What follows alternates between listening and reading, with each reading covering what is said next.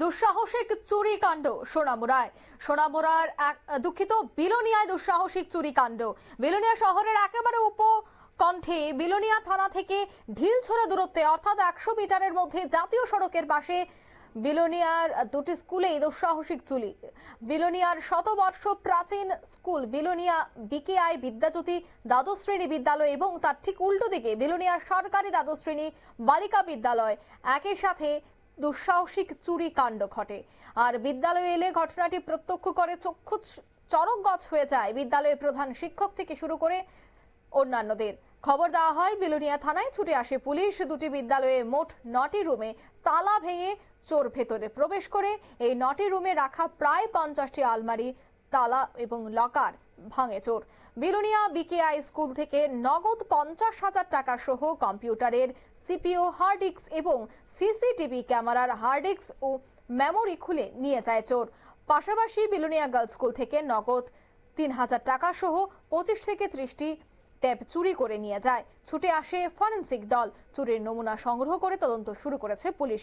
খবর পেয়ে ছুটে আসে বিলোনিয়া পুর পরিষদের চেয়ারপারসন নিখিল চন্দ্র গোপ এবং শিক্ষা ও স্বাস্থ্য বিষয়ক স্ট্যান্ডিং কমিটির সভাপতি অনুপ চক্রবর্তী। কি বলছেন তারা, শোনাচ্ছি। ভীষণভাবে চোররা স্কুলের বিভিন্ন জিনিসপত্র চুরি করে নিয়ে যায়, অত্যন্ত পরিতাপের বিষয়। এমনিতে আমাদের অনেক দিনের দাবি ছিল যে বিলোনিয়া গার্লস স্কুলের নতুন বিল্ডিং কনস্ট্রাকশন চলছে, সামনে ঘেরাও নেই, এখানে যাতে একটা প্রাচীর করে দেওয়া যায় তার জন্য আমরা ঊর্ধ্বতন কর্তৃপক্ষের কাছেও দাবি রেখেছিলাম। তো যাই হোক, সেটা আজ হবে কাল হবে বা কনস্ট্রাকশন হয়ে গেলে তারপরে হবে, এরকম একটা বিষয়।